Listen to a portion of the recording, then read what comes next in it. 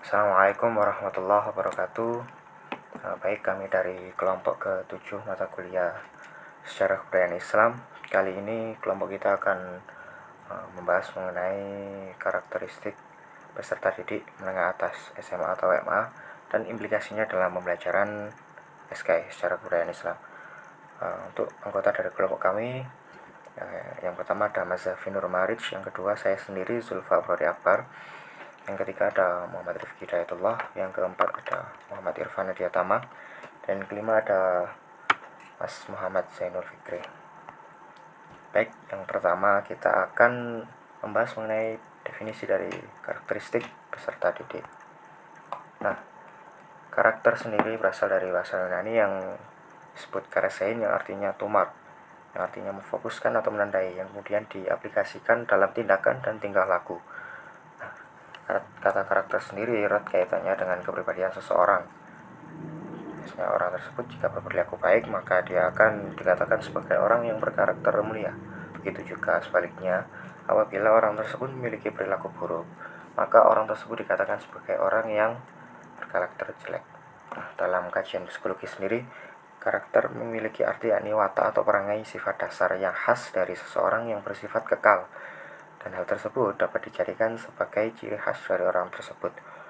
Doni Akusuma berpendapat bahwa karakter merupakan kepribadian seseorang yang terbentuk seperti melalui lingkungan keluarga dan bisa juga bawaan dari lahirnya.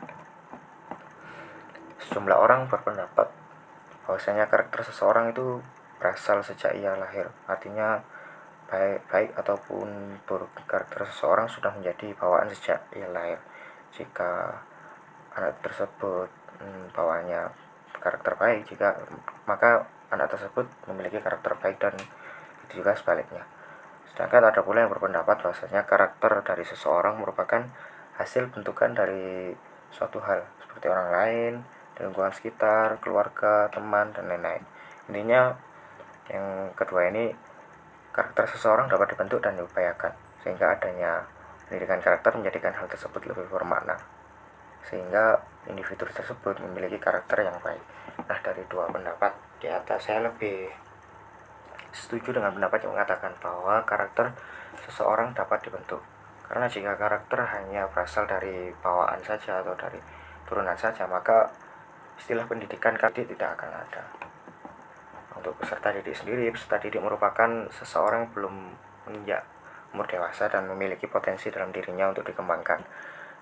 Untuk pengertian lain, peserta didik dapat diartikan sebagai anggota masyarakat yang sedang berusaha untuk mengembangkan potensi yang ada dalam dirinya melalui proses pembelajaran yang tersedia, baik jalur, jenjang, jenis, dan proses pendidikan itu sendiri.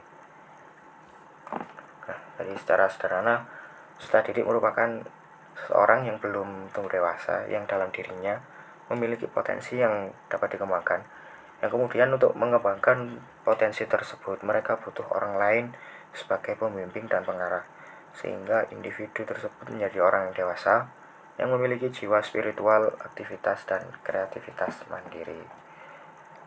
Nah, dari penjelasan di atas mengenai karakter dan peserta didik, kita dapat mengambil kesimpulan bahwasanya karakter peserta didik merupakan sifat-sifat dasar yang dimiliki oleh masing-masing peserta didik, di mana hal tersebut dapat menjadi ciri khas dari masing-masing peserta didik tersebut.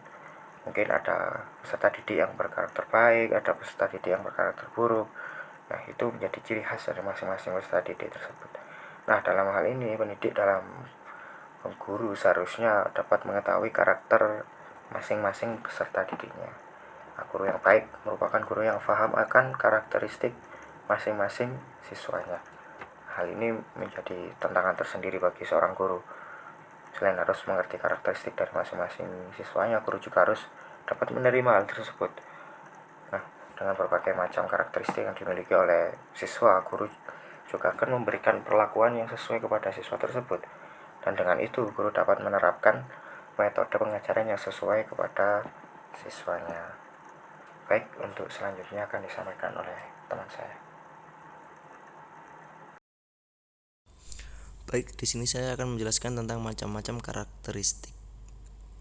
Menurut Eisen, tahun 1964 dalam bukunya Bukhari tahun 1982 menyatakan tipe kepribadian dibagi menjadi 3, yaitu yang pertama kepribadian ekstrovert. Kepribadian ekstrovert dicirikan dengan kegembiraan, aktif bicara, impulsif, menyenangkan, spontan, ramah, sering ambil bagian dalam aktivitas sosial. Yang kedua yakni kepribadian introvert, dicirikan dengan sifat pemalu, suka menyendiri, punya kontrol diri yang baik. Yang ketiga yakni neurosis, dicirikan dengan sifat sosiabilitas, bersahabat, menikmati, pencemas, pemurung, tegang, bahkan kadang-kadang disertai dengan simptom fisik seperti keringat, pucat, dan gugup. Selanjutnya yakni menurut Mahmud dalam bukunya tahun 1990 menyatakan kepribadian terbagi menjadi 12 kepribadian yang meliputi kepribadian sebagai berikut. Yang pertama yakni mudah menyesuaikan diri, baik, ramah, hangat versus dingin, bebas, cerdas, dapat dipercaya versus bodoh, tidak bersungguh-sungguh, tidak kreatif. Yang ketiga ini emosi stabil, realistis, gigih versus emosi mudah berubah, suka menghindar atau evasif, neurotik. Yang keempat ini dominat, menonjolkan diri atau suka mengalah versus suka mengalah, menyerah. Yang kelima riang, tenang, mudah bergaul, banyak bicara versus mudah berkobar, tertekan, menyendiri, sedih.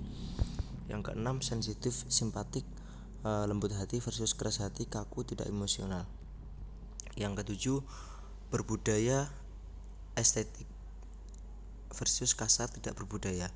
Yang kedelapan berhati-hati, tahan, menderita, bertanggung jawab versus emosional, tergantung, impulsif, tidak bertanggung jawab. Yang kesembilan petualang, bebas, baik hati versus hati-hati, pendiam, menarik diri. Yang ke-10 penuh energi, tekun, cepat, bersemangat versus pelamun, lamban, malas, mudah lelah. Yang ke-11 tenang, toleran versus tidak tenang, mudah tersinggung. Yang ke-12 ramah, dapat dipercaya versus curiga atau bermusuhan. Selanjutnya tipe kepribadian antara lain tipe kepribadian kolerik, mendung kuning, yang dicirikan dengan pemilikan temperamen cepat marah, mudah tersinggung dan tidak sabar. Tipe melankolik atau empedu hitam, yang berkaitan dengan pemilikan temperamen pemurung, pesimis, mudah sedih dan mudah putus asa. Yang selanjutnya yakni tipe pragmatik atau lendir, yang bertemperamen yang serba lamban, pasif, malas dan kadang apatis atau masa bodoh. Yang selanjutnya yakni tipe sanguinis atau darah, yang memiliki temperamen dan sifat periang, aktif, dinamis dan cekatan. Yang selanjutnya menurut Kretschmer dan Sheldon dalam Kurnia 2007 menyatakan bahwa tipologi kepribadian berdasarkan bentuk tubuh atau bersifat jasmania. Macam-macam kepribadian ini adalah yang pertama yakni tipe antennikus atau ektomorfik pada orang-orang yang bertubuh tinggi, kurus, memiliki sifat dan kemampuan berpikir abstrak dan kritis, tetapi suka melamun dan sensitif. Yang kedua tipe Picnicus atau mesomorfik pada orang yang bertubuh gemuk, pendek, memiliki sifat periang, suka humor, populer dan mempunyai hubungan sosial luas, banyak teman dan suka makan. Yang selanjutnya ini tipe Atleticus atau mesomorfik pada orang yang bertubuh sedang atau atletis, yang memiliki sifat senang pada pekerjaan yang membutuhkan kekuatan fisik, pemberani, agresif dan mudah menyesuaikan diri.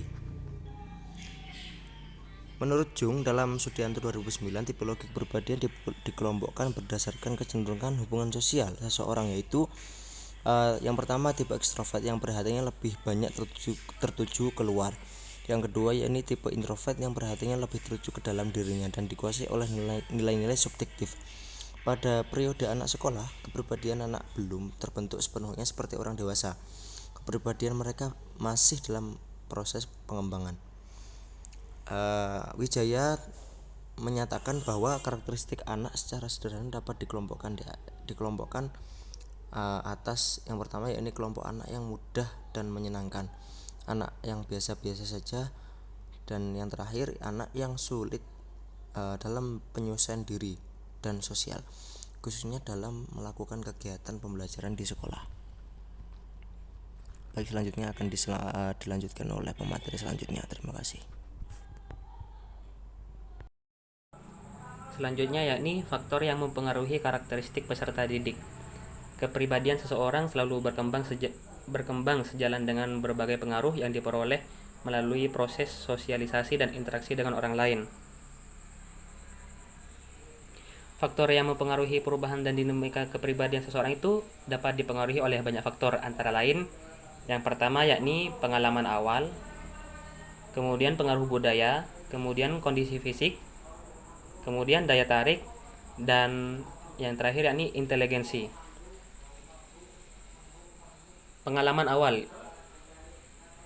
Pada pengalaman awal ini sangat ditekankan karena merupakan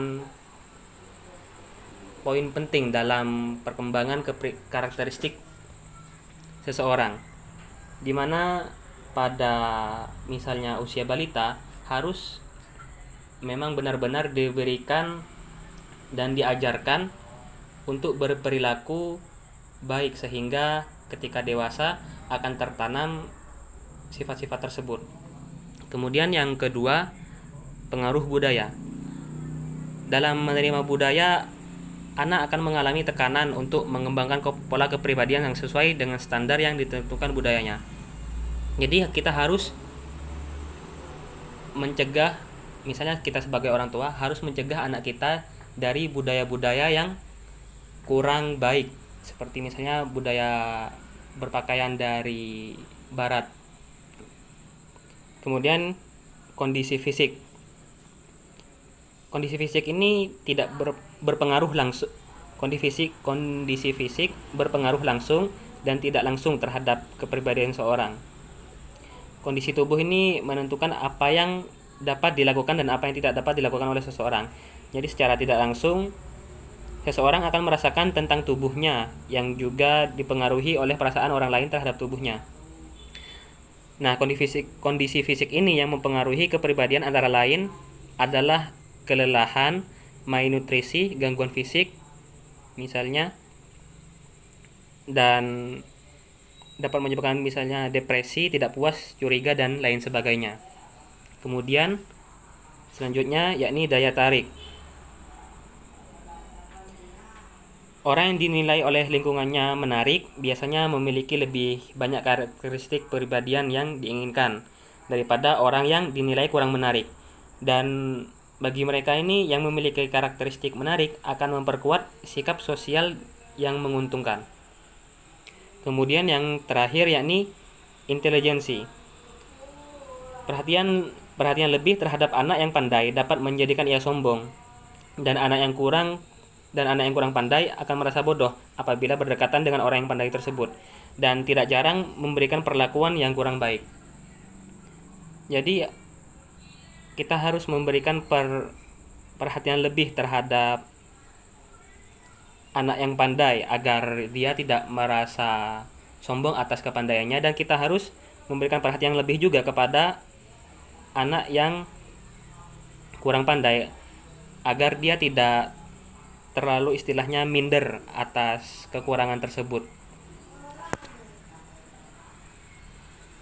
Baik, selanjutnya membahas mengenai cara meningkatkan karakteristik peserta didik ya. Jadi cara meningkatkan karakteristik pada dasarnya itu terdapat pada kepercayaan yang mana akan adanya fitrah yang baik pada diri manusia yang akan mempengaruhi implikasi penerapan metode-metode yang seharusnya diterapkan dalam proses belajar mengajar. Dalam pendidikan Islam, banyak metode yang diterapkan dan digunakan dalam pembentukan karakter.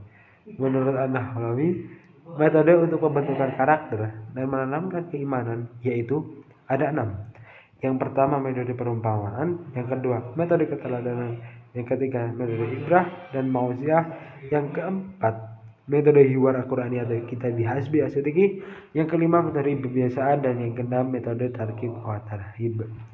Jadi kalau metode perumpamaan itu adalah bahan penyajian. Pembelajaran itu dengan mengangkat perumpamaan yang ada di dalam Al-Quran. Yang mana hal ini, metode ini memudahkan bagi siswa dalam memahami konsep yang abstrak, yang mana ini diambil dari benda konkret seperti kelemahan orang kafir yang diumpamakan dengan sarang laba-laba, atau di mana sarang laba-laba itu memang lemah sekali disentuh ataupun sebagainya. Yang kedua, metode keteladanan. Metode keteladanan ini adalah memberi teladan atau contoh yang baik, uswah, yang mana kepada siswa dalam kehidupan sehari-hari. Yang mana metode ini merupakan metode untuk bertindak dalam merealisasikan tujuan pendidik. Yang ketiga ada metode ibrah atau mauizah. Ya, jadi metode ibrah itu adalah penyajian bahan pembelajaran yang mana bertujuan untuk melatih daya nalar pembelajaran dalam menangkap makna terselubung dari suatu pernyataan atau suatu kondisi psikis, ya, yang menyampaikan manusia kepada intisari sesuatu yang disaksikannya. Lalu yang keempat ada metode hiwar Qur'ani atau kitabi hasbi asyadiki, yang mana metode ini, peningkatan ini lebih kepada mendefinisikan sebagai salat sebagai 4 pengertian, yang mana yang pertama mengenai salat itu sebagai hakikat salat, yaitu berhadapan hati jiwa dengan Allah secara yang mendatangkan takut padanya, serta menumbuhkan di dalam hati jiwa rasa keagungan serta kebesarannya. Selain itu, makna lainnya itu adalah hakikat sholat, yaitu menzahirkan hajat dan keperluan kita kepada Allah Subhanahu wa Ta'ala yang kita sembah dengan perkataan dan perbuatan. Yang selanjutnya, metode pembiasaan. Metode pembiasaan ini dalam istilah psikologi pendidikan itu dikenal dengan istilah operant conditioning.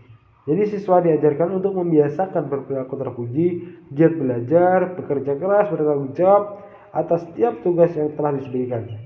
Misal sholat dilakukan 5 kali sehari semalam, yang sudah membiasakan umat manusia untuk hidup bersih dengan simbol wudu, disiplin waktu dengan ditandai azan di setiap waktu sholat. Yang selanjutnya ada metode tarhib atau tarhib. Jadi metode ini dikenal dengan metode hadiah dan hukuman, yang mana menjadi konsekuensi dari aktivitas belajar siswa. Jadi bila siswa itu dapat mencerminkan sikap yang baik, maka ia berhak mendapatkan hadiah.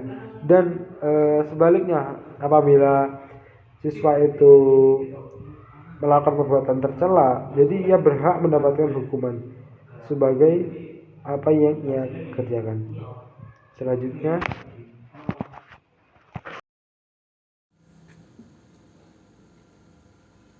implikasi karakteristik peserta didik dalam pembelajaran SKI ditinjau dari segi pendidikan, khususnya dalam proses pembelajaran. Yang paling penting adalah potensi peserta didik, yaitu kemampuan intelektualnya yang harus dipupuk dan dikembangkan agar peserta didik dapat mencapai tingkat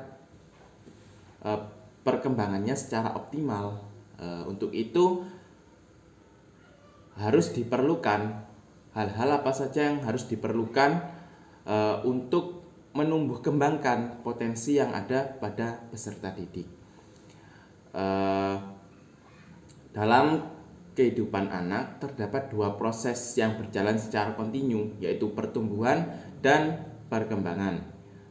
Pertumbuhan ini meliputi pertumbuhan fisik, dan perkembangan ini berhubungan dengan perkembangan emosional, perkembangan intelektual, dan lain-lain.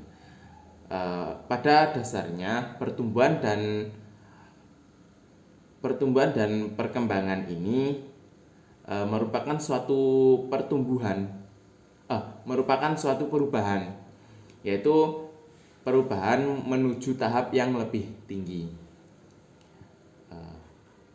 Adapun implikasi karakteristik peserta didik tingkat menengah atas pada pembelajaran SKI meliputi yang pertama, orientasi pembelajaran sejarah kebudayaan Islam bukan sekadar pada hasilnya. Maksudnya pada pembelajaran sejarah kebudayaan Islam ini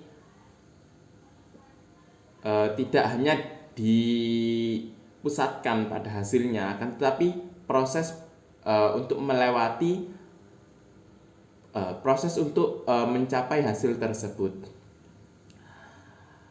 Yang kedua, pembimbingan peserta didik dalam pembelajaran SKI dapat dilaksanakan dengan memberikan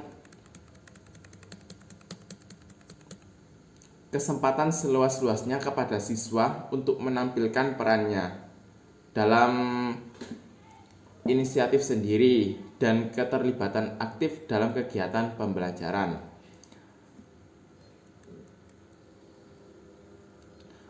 Guru juga harus bisa memberi materi tentang aspek pengamalan, yaitu mengkondisikan peserta didik untuk mempraktekkan dan merasakan hasil-hasil pengamalan ajaran dalam kehidupan sehari-hari sebagaimana yang dilakukan oleh sahabat, khalifah maupun ulama. Yang ketiga, pemakluman akan adanya perbedaan individual dalam hal kemajuan perkembangan diperlukan dalam pembelajaran sejarah kebudayaan Islam. Jadi sebagai seorang guru, kita harus bisa memahami bagaimana kondisi setiap anak, yaitu setiap peserta didik. Kita harus bisa mengetahui karakteristik pada anak tersebut sehingga pada pelaksanaan pendidikan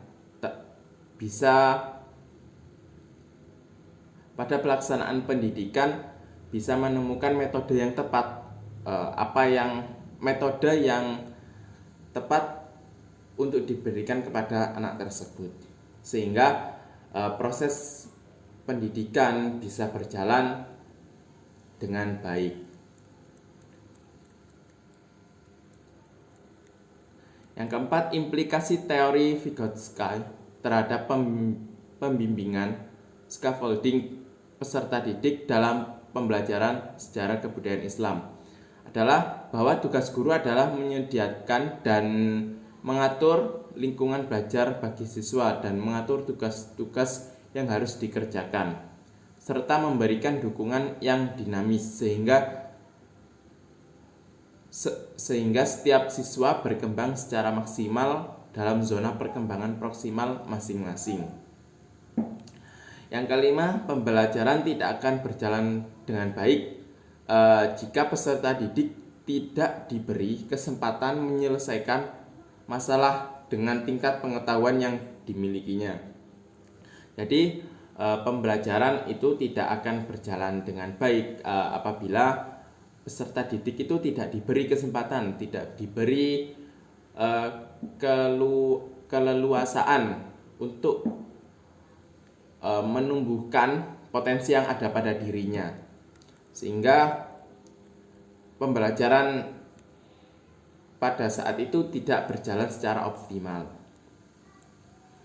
Yang keenam, pada akhir proses pembelajaran, peserta didik memiliki tingkat pengetahuan yang berbeda-beda sesuai dengan kemampuannya. Hal ini dikarenakan oleh perbedaan-perbedaan yang tidak bisa dilepaskan dari kehidupan siswa, baik itu menyangkut pikiran ataupun tindakan.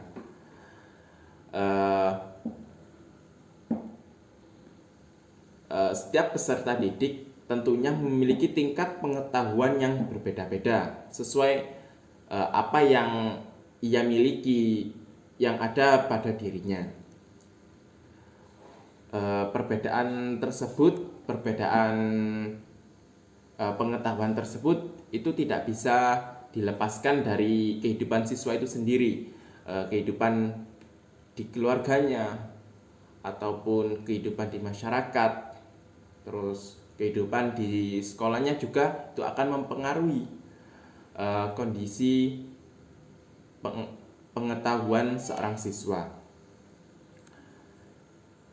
Yang ketujuh, Untuk memutuskan atau menilai keputusannya, peserta didik harus bekerja sama dengan peserta didik lainnya. Peserta didik bisa belajar bekerja sama dengan yang lain untuk menyelesaikan tugas terstruktur atau tidak. Jadi seorang siswa itu harus bisa bekerja sama antara siswa yang lain dengan siswa yang lainnya juga, agar bisa terbentuk